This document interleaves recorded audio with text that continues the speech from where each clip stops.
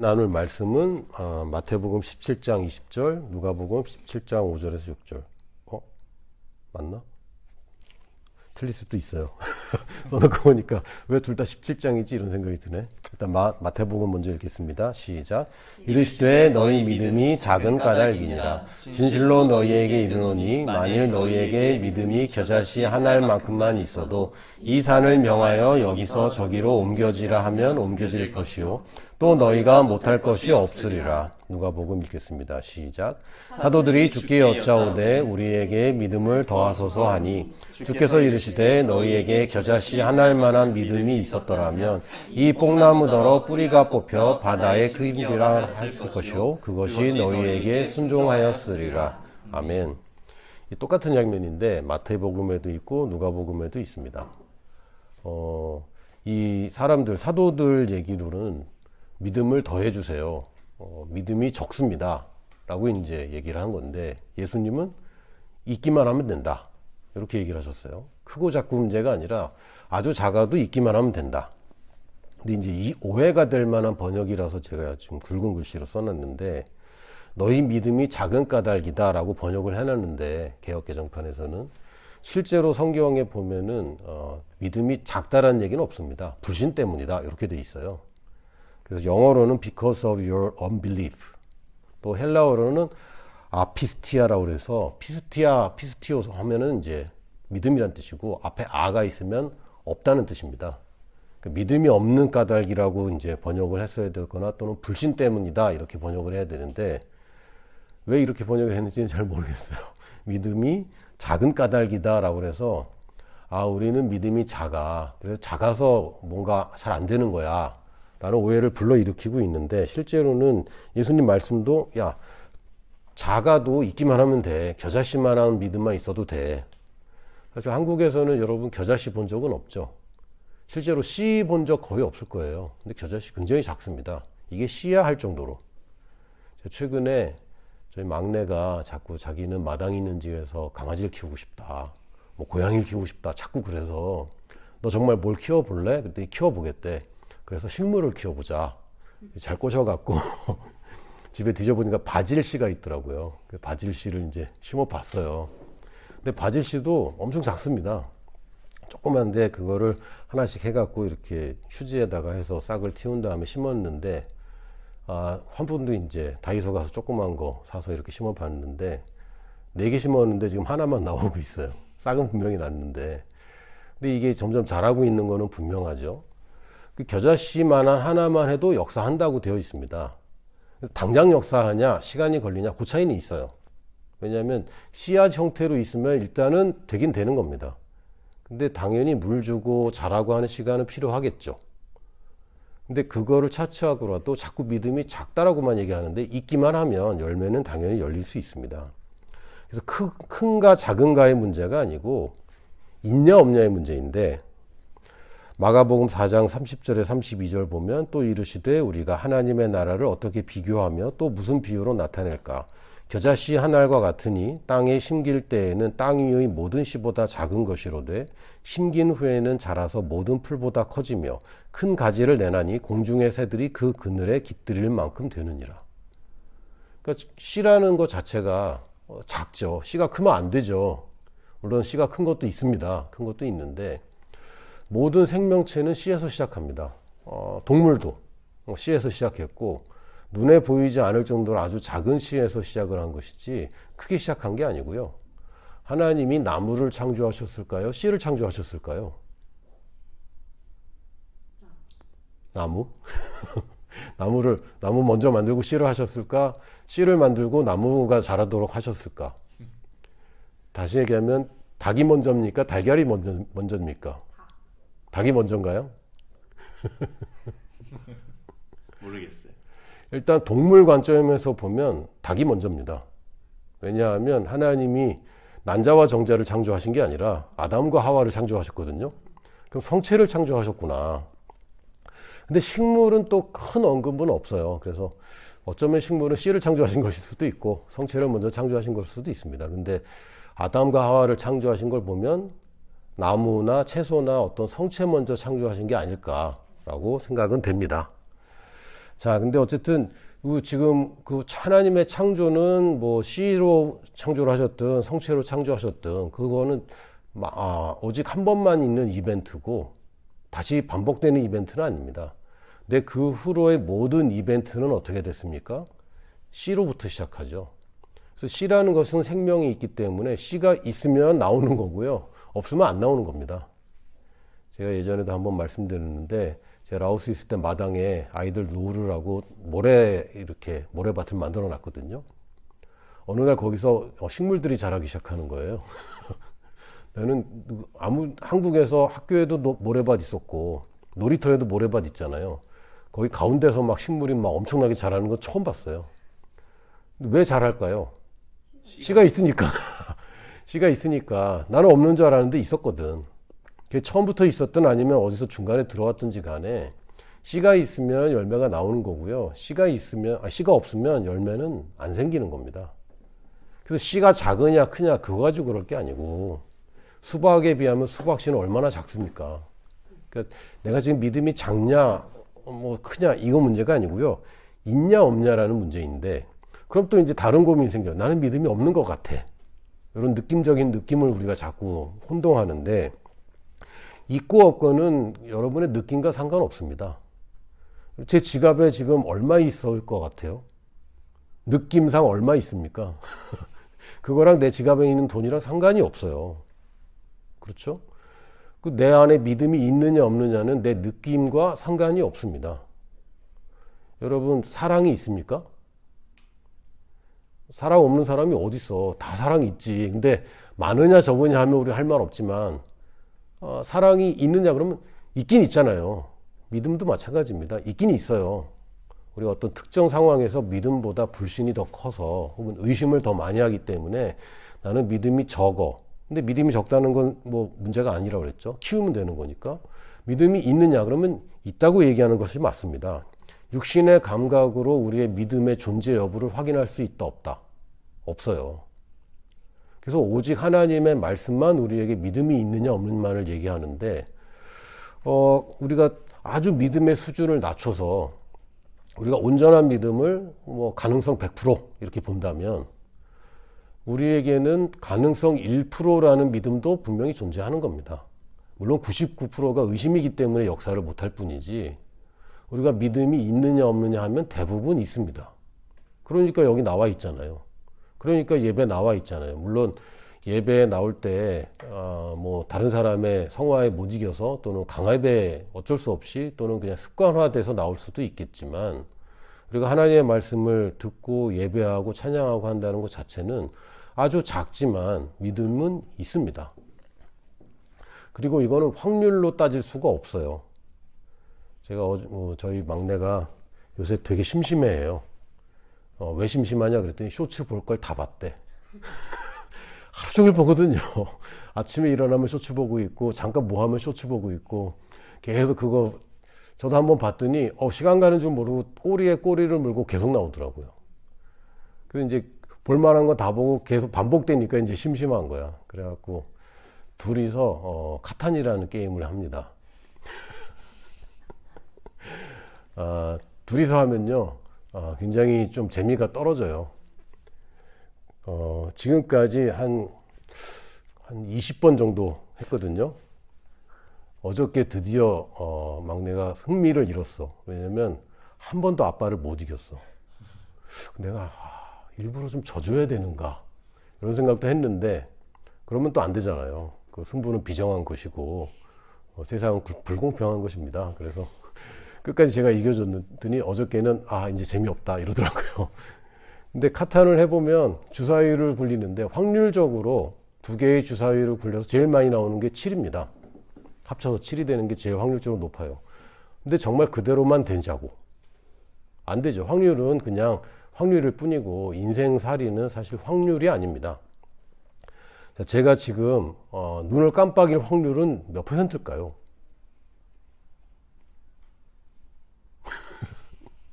혹은 제가 침을 삼킬 확률은 몇 %일까요? 이건 의미가 없어요. 왜? 내 의지가 들어가기 때문에. 그러니까 의지가 들어가면 확률 따지는 건 의미가 없습니다. 그러니까 하나님의 말씀에 확률이 적용되지 않는 것은 하나님의 의지가 있기 때문에. 모세가 손을 지팡이를 내밀었을 때 홍해 바다가 갈라질 확률은 몇 프로일까요? 100%죠. 왜? 하나님의 의지니까.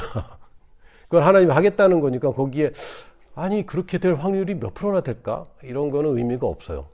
성경에 이렇게 해서 병고침 받은 사람, 성경에 이렇게 해서 죽을 위해서 벗어난 사람 수없이 많이 있는데 하나님 그러면 나한테 이게 벌어질 확률은 몇 프로일까요? 의미가 없어요. 왜? 하나님의 의지는 지금도 살아있는 말씀이기 때문에 하나님 말씀을 주실 때 특정한 사건과 특정한 사람에게 주신 말씀이 있고 그럼에도 불구하고 이게 다 네 거야 라고 하신 말씀이 있다면 그것은 내게 지금도 100%의 확률로 오는 겁니다. 물론 특정하게 어떤 시대와 어떤 상황에서 얘기하신 것도 있어요. 예를 들면 여리고성을 하루에 한 바퀴씩 돌아라. 그리고 마지막 날 일곱째 날에 7바퀴를 돌고 함성을 질러라. 그랬더니 여리고성이 무너졌죠. 근데 지금도 여러분 그거 믿고서 그대로 하면 안 됩니다. 왜? 하나님이 나한테 그거 하라고 그런 건 아니니까. 여러분이 그 어떤 집 아파트를 하루에 한 번씩 돌고 마지막 날에 7바퀴 돌고 그게 함성 질러서 무너진다면 큰일 나겠죠. 그렇게 하는 건 아닙니다. 그러나 하나님이 시키는 대로 방법대로 하면 내가 기대하지 못했던 초자연적인 역사가 일어난다는 원리는 지금도 똑같습니다.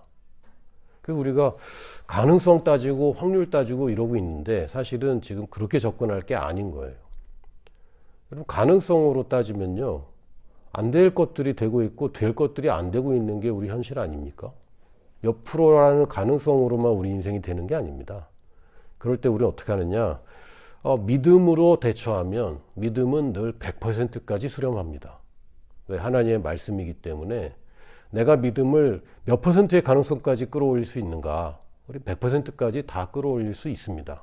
모든 씨는 열매를 30배, 60배, 100배를 맺도록 성장할 수 있습니다. 씨를 심었는데 확률적으로 뭐 얘는 30%밖에 못 얻고 그런 거 없어요. 조건만 맞춰주면 모든 씨는 열매 맺게 되어 있습니다. 100% 맺습니다. 그럼 믿음이 지금 작냐 크냐의 문제가 아니에요. 작으면 키우면 되니까. 있느냐 없느냐의 문제인데 우리에게 필요한 게 없으면 어떡하죠? 있게 만들죠. 그걸 사든지 가서 사든지 주문하든지 빌려오든지 아니면 정 없으면 아예 만들든지. 제가 씨를 심어야 되겠는데 화분이 없으면 다이소 가서 사오는 거죠. 그리고 물을 줘야 되는데 물이 없으면 가서 떠오는 거예요. 우리는 없으면 있게 만들면 되는데 저는 믿음이 없어요. 믿음이 없어요. 믿음이 없어요. 이러고 있는 것은 되게 이상한 짓이에요. 저는 믿음이 작아요. 저는 믿음이 없어요라고 이렇게 그 염세적으로 또 패배 의식에 있는 것은 굉장히 특별한 경우들입니다. 이상한 일인 거예요. 필요한데 없으면 우리는 얻으면 되는 거고 생기게 하면 되는 것이고 충분하지 않으면 늘리면 되는 거죠. 그 우리 인생의 문제들에 있어서 많은 사람들이 하나님을 원망하기도 합니다. 하나님 원망하는 사람들 꽤 많더라고요. 또는 환경을 탓하기도 하고 그리고 제일 많이 하는 경우가 사람을 원망하죠. 누구 때문에 뭐 부모님 원망하는 경우도 굉장히 많고요. 또 자기 가까운 사람들 원망을 많이 합니다. 왜냐하면 뭐 가깝기 때문에 상처를 많이 주고 받았거든. 그래서 원망합니다. 그리고 여러분이 이제 또 인생을 좀 길게 살다 보면 실제로 나쁜 사람들도 꽤 많이 만나거든요. 그리고 좋은 의도로 시작했지만 좋지 않은 경우도 꽤 있어요.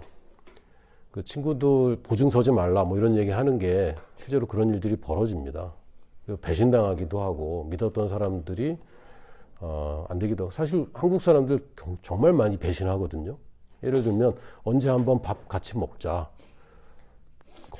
거의 다 배신해요. 언제 한번 밥 같이 먹어야지. 밥 먹는 게 그렇게 많지 않아요. 다시 뭐 연락 주세요. 언제든지 연락 주세요. 뭐 어쩌고 하지만 사실은 배신이죠. 물론 그걸 믿지도 않고 그냥 인사말로 하니까 큰 문제는 없지만 우리가 양이나 또는 뭐 있고 없고 문제나 또 양이 적고 많고의 문제가 생긴다면 어쨌든 그걸 해결하는 쪽으로 가는 겁니다. 근데 이게 해결이 안 되는 것처럼 자꾸 생각하는데 그렇지 않아요. 마가복음 4장 14절에서 20절에 보니까 뿌리는 자는 말씀을 뿌리는 것이라. 이 씨 뿌리는 비유를 하셨죠. 말씀이 길가에 뿌려졌다는 것은 이들을 가리킴이니 곧 말씀을 들었을 때에 사탄이 즉시 와서 그들에게 뿌려진 말씀을 빼앗는 것이요. 또 이와 같이 돌밭에 뿌려졌다는 것은 이들을 가리킴이니 곧 말씀을 들을 때에 즉시 기쁨으로 받으나 그 속에 뿌리가 없어 잠깐 견디다가 말씀으로 인하여 환난이나 박해가 일어나는 때에는 곧 넘어지는 자요. 또 어떤 이는 가시떨기에 뿌려진 자니 이들은 말씀을 듣기는 하되 세상의 염려와 재물의 유혹과 기타 욕심이 들어와 말씀을 막아 결실하지 못하게 되는 자요. 좋은 땅에 뿌려졌다는 것은 곧 말씀을 듣고 받아 30배나 60배나 100배의 결실을 하는 자니라. 아멘. 딴 데 지금 마태복음과 누가복음 우리 읽은 데서는 겨자씨만한 믿음을 얘기하셨는데 또 이 씨 뿌리는 비유에서 보니까 또 말씀을 듣는 것을 얘기하고 계십니다. 그러니까 이게 씨라는 하나의 비유인데 말씀을 듣는 것과 믿음이 굉장히 밀접하다는 걸 우리가 알 수 있죠. 우리가 뭐 익히 알고 있지만 믿음은 들음에서 나며 이렇게 아주 간략하게 설명하고 있습니다. 저는 예전에는 믿음은 성경을 읽어도 생기는 거 아니냐. 물론 맞습니다. 근데 앞뒤 맥락을 보면 말씀을 전하는 사람과 듣는 사람 이런 얘기를 하고 있어요. 예수 이름을 부르면 누구든지 구원 받는다. 근데 듣지 않았는데 어떻게 믿냐? 라고 얘기하는 거죠. 그래서 이것은 누군가가 말씀을 전하는 것과 그것을 받아들이는 것, 상호작용을 얘기하는 거구나. 그 말씀을 듣는다는 것은 단지 그냥 귀로 듣는다는 것보다 내가 누군가가 전하는 말씀을 듣는 것이라고 하면 더 정확합니다. 요거를 아주 단편적으로 표현한다면 여러분이 교회 와서 하는 일들 대부분이 이거죠. 말씀을 누군가는 전하고 그걸 듣습니다. 그러니까 이게 굉장히 중요한 역할을 합니다. 단지 내가 설교 말씀을 유튜브나 듣는 것, 그것도 굉장히 중요합니다. 또는 성경 말씀을 읽는 것, 그것도 중요합니다. 그러나 더 중요한 것은 하나님의 말씀을 누가 읽어줘서 듣는 것보다는 누군가 전하는 말씀을 이 사람의 삶의 얘기를 하든 또는 그냥 성경 말씀 그대로를 인용하든지 간에 누군가 믿음의 말씀, 믿음의 삶을 나누는 것, 이게 우리의 믿음을 끌어올려주는데 가장 중요합니다. 그리고 실제로 과학적으로도요, 보는 것만으로도 기억력이나 또 우리가 설득이 되긴 하지만 듣는 것이 같이 있을 때 가장 효과적이라고 얘기합니다. 우리가 공부할 때 중얼중얼 읽으라고 얘기하잖아요. 그러기도 하고 최근에 어떤 짤을 보니까 성공하는 사람들 대부분이 가진 습관이 있는데 혼잣말을 그렇게 한대요. 혼잣말 보니까 오늘은 뭘 먹을까 이런 거 말고 굉장히 긍정적이고 성공을 자기 스스로 북돋우는 그런 혼잣말을 주로 많이 한답니다. 나는 할 수 있어. 난 할 수 있어. 예전에 우리 올림픽인가요? 펜싱 선수 한 사람이 나는 할 수 있다고 그랬나? 이길 수 있다고 그랬나? 그렇게 혼자 막 얘기하는 게 방송에 타갖고 굉장히 이슈가 되기도 했는데 실제로 그렇습니다. 내가 하는 말을 내가 듣는 것이 기억할 때는 가장 좋다고도 얘기합니다. 그래서 믿음이 작다면 우리는 키우면 돼요. 믿음이 없으면 있게 만들면 되고 있는 믿음이 아주 충분하지 않다면 우리는 그것을 키우면 됩니다. 지난주에 나눴던 말씀이 우리 믿음을 성장시키는 것인데 마가복음 4장 24절에서 28절 보면 이거 다 연결되어 있는 말씀들인데 좀 잘라서 제가 인용을 했을 뿐입니다. 아까는 씨 뿌리는 비유를 얘기하셨고 24절부터는 또 이르시되 너희가 무엇을 듣는가 스스로 삼가라. 아무거나 막 듣지 말아라 이런 얘기입니다. 왜? 씨를 뿌리는 거니까. 씨를 뿌리는 건 말씀을 뿌리는 것인데 말씀을 듣는 것인데 아무거나 막 듣는 거 조심해야 된다. 너희의 헤아리는 그 헤아림으로 너희가 헤아림을 받을 것이며 더 받으리니. 근데 더 받으리니라고 번역되어 있는 이 단어도 사실은 반복하다, 증가하다 이런 뜻입니다. 있는 자는 받을 것이요 없는 자는 그 있는 것까지도 빼앗기리라.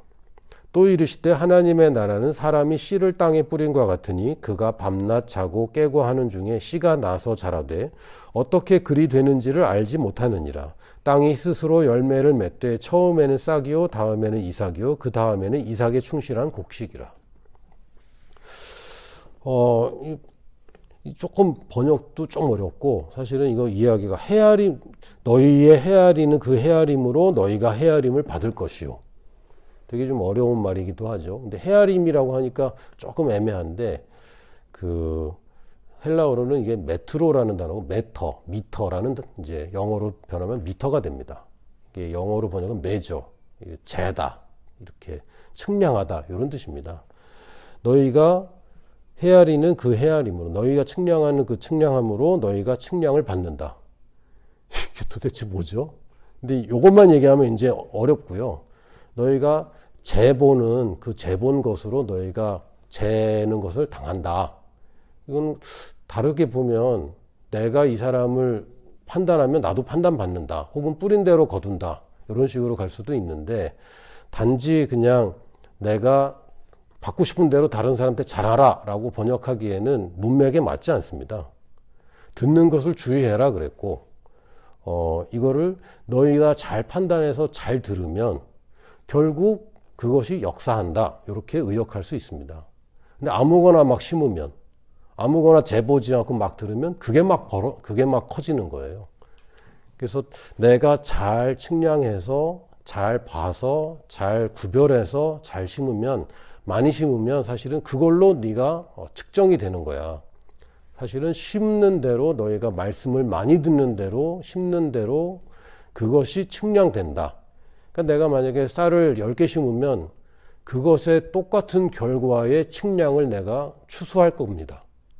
측량하면 거기에 비례해서 나오겠죠. 근데 10배를 심으면요. 걷는 것도 10배가 되겠죠. 그래서 어떻게 해야 되느냐. 내가 지금 하나밖에 없다. 그럼 하나를 심어서 30개를 거두고 30개를 또 심어서 900개를 거두는 겁니다. 이걸 어떻게 하라고? 반복하라고. 그러면 증가하는 것입니다. 그래서 네가 심은 만큼 네가 10개를 심으면 30배 하면 300개를 거두게 되는 거고 이 측량이 되는 거고 이거를 계속 반복하면 많아지는 거죠. 그 얘기를 하는 겁니다. 그래서 있는 자는 받을 것이 없는 자는 그 있는 것까지도 빼앗기리라. 그러니까 있는 사람은 더 많아질 수밖에 없고요. 없는 사람은 계속 빈곤해지는 거죠. 하나 심었는데 2개 나고 2개 심었더니 4개 나고 4개 심었더니 8개 나고 8개 심는 사람은 16개 걷어서 먹고도 충분하지만 이제 하나 심는 사람은 2개 걷어서 먹을 수도 없고 심을 수도 없고 아주 빈곤한 상태가 되게 됩니다. 근데 그 빈곤한 상태에서 거기 머무르지 말고 우리가 심는 양을 늘리면 당연히 거두는 양은 기하급수적으로 늘어납니다. 근데 이게 뭐 정말 이 하나 내고 2개 받고 이렇게 교환하고 빨리빨리 되는 게 아니라 이 생명에 관련된 거기 때문에 심어 놓으면은 언제 자라는지는 알 수가 없어요. 그러니까 밤낮 자고 깨고 하는 중에 씨가 나서 자란다 이렇게 표현되어 있습니다. 밤에도 얘는 자라고 있는 거죠. 할렐루야. 아, 나 이거 참 좋으네. 우리가 뭐 경제적 자유 얘기하면서 네가 일할 때만 돈을 벌으면 안 된다. 자고 있을 때도 돈을 벌어오게 해야 된다. 뭐 이런 얘기 많이 들었거든요. 근데 말씀도 그러네요. 밤낮 자고 깨고 하는데 그런데도 이건 증가하는 거네. 할렐루야. 여러분이 말씀을 들으면 자는데도 증가합니다. 잘 때 여러분의 뇌가 멈춰 있는 게 아니거든요. 계속 뭔가를 생각하고 하는데 그 중에 마지막에 생각하던 게 꿈으로 표현될 뿐입니다. 그러니까 꿈 안 꿔도 여러분의 뇌는 계속 반복하고 있어요, 뭔가를. 근데 뭘 하고 있을까요? 들은 것을 계속 되새기고 있습니다. 그래서 말씀을 잘 들어놓으면 잘 때에도 그것이 더 많이 자라게 돼요. 그러니까 말씀을 안 듣고 자면 아무 일도 안 일어나고 잡초만 더 무성해집니다. 말씀을 듣고 그날 말씀을 들은 것이 잘 때 내 안에서 역사하고 있어요. 근데 말씀을 내가 지속적으로 해서 막 의식하고 뭐 이러지 않아도 여러분이 꾸준히 반복하고 있으면요. 어느샌가 내가 그거를 하고 있는 거죠. 제가 좀 안타까운 것 중에 하나인데 제가 저희 아버지 살아계실 때 말년에는 굉장히 친하고 사랑하고 뭐 이렇게 사랑도 표현하고 그리고 되게 그 마지막 1년은 정말 모든 걸 다 회복하는 한 해가 됐어요. 그럼에도 불구하고 제가 아버지랑 별로 친하게 지내지도 못했고 아버지를 굉장히 싫어했거든요. 마음에 안 드는 부분도 많았고. 근데 나이가 들수록 내가 아버지 같은 말투와 아버지 같은 말 내용과 아버지 같은 태도를 계속하고 있는 거예요. 난 그렇게 싫었는데 왜 그렇게 됐을까? 어릴 때부터 노출이 되어 있었기 때문에 그걸 보고 듣고 배우고 그걸 계속 하다 보니까 내가 어느새 그렇게 하고 있더라고요. 이런 겁니다. 나도 모르는 새 노출되어 있는 그것을 내가 계속 반복하고 있어요. 내가 어느 쪽의 양을 늘리느냐에 따라서 그것이 확대되고 재생산됩니다. 많은 경우에 크리스찬들이 정말 하나님의 말씀만 듣고 있느냐? 그렇진 않잖아요. 압도적으로 세상적인 걸 더 많이 듣고 있기 때문에 우리가 제일 은혜 받고 뭔가 큰 결정을 하게 되고 또 믿음의 도약을 하는 것 중 그런 때가 언제냐면 수련회 혹은 선교여행 갔을 때, 그럴 때 굉장히 많이 발전하게 됩니다. 왜? 압도적으로 갑자기 많은 양을 하나님 말씀에만 집중할 수 있는 기간이기 때문에. 이건 굉장히 중요한 거죠. 그래서 우리가 교회에서도 기를 쓰고 수련회를 자꾸 하는 것 중에 하나가 때로는 정말 세상의 것과 단절시킬 필요도 있거든요. 예수님은 어떤 방식을 하셨냐면 하여튼 밤마다 혼자 기도하러 가셨어요. 예수님도 세상 얘기를 들을까요? 안 들을까요? 부정적인 얘기를 더 많이 들을까요? 믿음의 얘기를 더 많이 들을까요? 예수님 주변에 하나님 말씀 제대로 얘기하는 사람이 한 명도 없네. 다 부정적이야. 이 무리들을 어떻게 먹여요? 너희가 줘라 그랬더니 이 사람들 주려면 200데나리온 팔아도 200데나리온도 부족할 것 같은데요. 계속 부정적인 얘기. 우리 죽게 생겼어요. 우리 뭐가 부족해요. 계속 부정적인 얘기. 예수님 뭐 하시냐면 밤에 잠자는 것보다 기도하는 시간을 더 많이 가지시죠. 기도는 뭡니까? 하나님께 하나님의 말씀을 말하는 겁니다. 내가 부정적인 얘기하면 그럴 때도 있겠지만 기도의 본질은 하나님의 말씀한 것을 하나님 앞에서 맞다고 얘기하는 거예요. 예수님이 계속 하셨죠. 우리도 이런 그 세상적인 것과 단절되는 시간과 장소가 필요합니다. 그래서 어떨 때는 며칠씩 하기도 하고, 때로는 이게 안 되면요, 여러분이 뭔가 믿음으로 대처해야 되는데 잘 안 될 때 치트키가 있습니다. 그게 뭐냐면 여기 제가 오늘 그 주제는 아니라서 얘기하진 않지만 금식입니다. 금식하면 식사 시간에 할 일이 없어져요.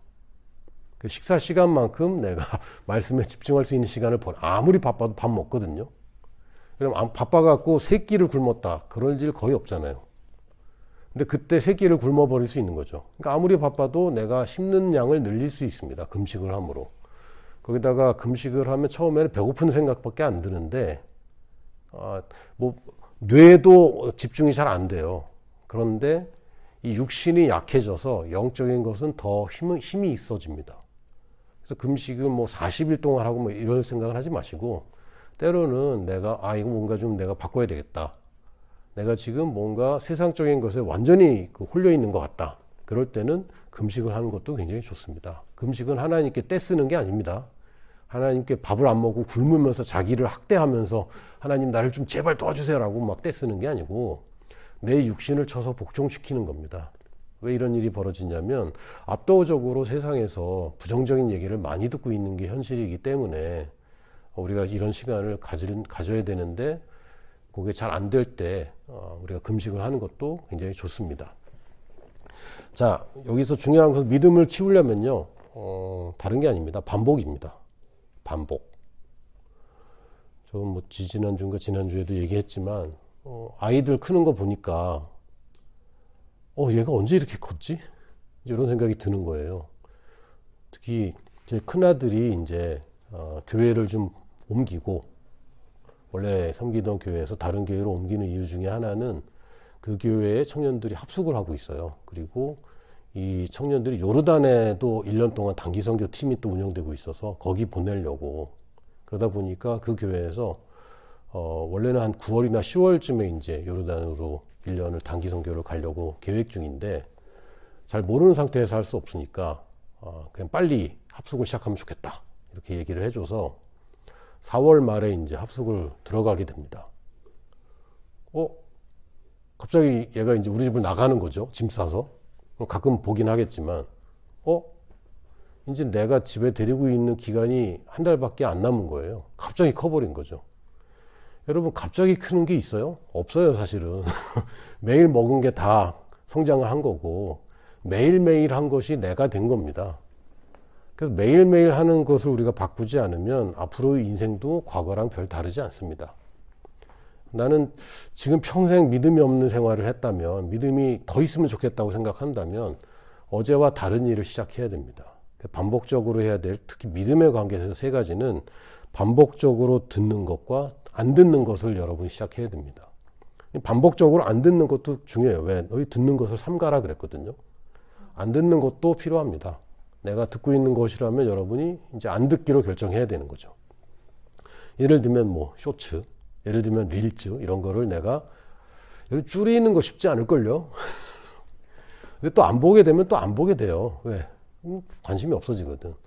그래서 안 보는 것보다는요, 그걸 보는 시간에 다른 걸 보는 게 훨씬 더 좋습니다. 빼는 것보다는 더하는 쪽으로 가는 게 좋아서 반복적으로 듣기와 안 듣기를 하는데, 듣는 것을 늘리면, 내가 올바른 것을 듣는 것을 늘리면 올바르지 않은 거 듣는 것은 줄어들 수밖에 없어요. 반복적으로 듣는 거. 두 번째는 반복해서 말하는 거.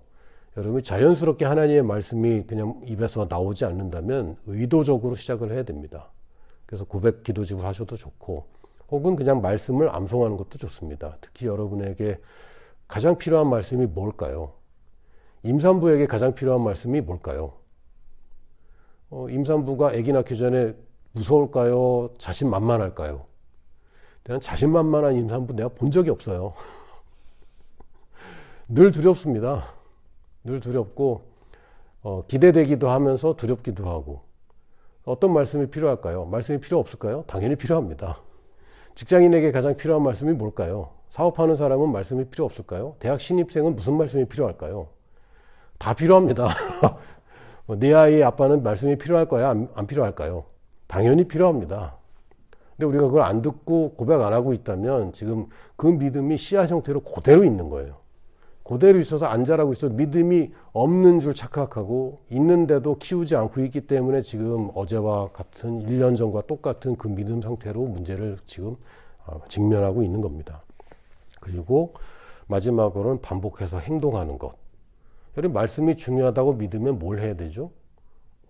말씀 읽기 시작하고 말씀 듣는 게 믿음을 키운다고 보면 말씀을 듣는 것을 시작해야 되고 행동으로 옮겨야 됩니다. 그 행동 중에 가장 최소한이고 가장 기본적인 행동이 사실은 말하기예요. 말로도 할 수 있거든요. 말도 못하는 게 어디 있어요? 말은 할 수 있지. 제가 좋아하는 말 중에 하나가 뭐냐면 말한다고 돈 들어? 돈 안 들어요. 말이라도 이렇게 하는데 돈 드냐고. 안 들죠. 말 한마디 못해? 할 수 있죠. 이게 우리가 믿음으로 할 수 있는 가장 최소한의 행동입니다. 입과 혀를 움직여서 소리를 내는 행동. 그게 최소한이고, 그렇다고 그냥 말만 하라는 건 아니고 여러분이 행동에 옮기시기 바랍니다. 이걸 반복적으로 하다 보면 결국은 우리의 믿음은 커져서 잠깐까지 내가 못 넘어가던 산을 넘어가고 못 이기던 문제들을 이기게 되고 환경적으로도 여러분이 환경에 변화가 있어도 나는 믿음으로 늘 대처할 수 있게 됩니다. 언제 시작해야 됩니까? 오늘 시작해야 됩니다. 오늘 여러분 계획을 세우시고 나의 믿음이 가장 필요한 분야를 먼저 체크하세요. 그리고 그 분야에 대해서 말씀을 찾으시고 써서 붙이고 뭐 어디든지 가서 읽을 수 있도록 계속 붙여놓기 시작하세요. 그리고 그것을 계속 읽기 시작하세요. 틈나는 대로 읽기 시작하시고 그러다 보면 외우려고 외우는 건 고통스럽지만 계속 읽다 보면 반복해서 외워지거든요. 도레미파솔라시도 지금도 외우려고 애쓰지 않습니다. 가나다라 마바사 안 외워요. 외워져 있잖아요. 반복하면 외워집니다. 그 말씀을 반복해서 믿음을 여러분이 계속 키우시면 밤낮 자고 깨고 하는 중에 잘합니다. 결국은 충실한 곡식을 맺게 되어 있습니다. 아멘.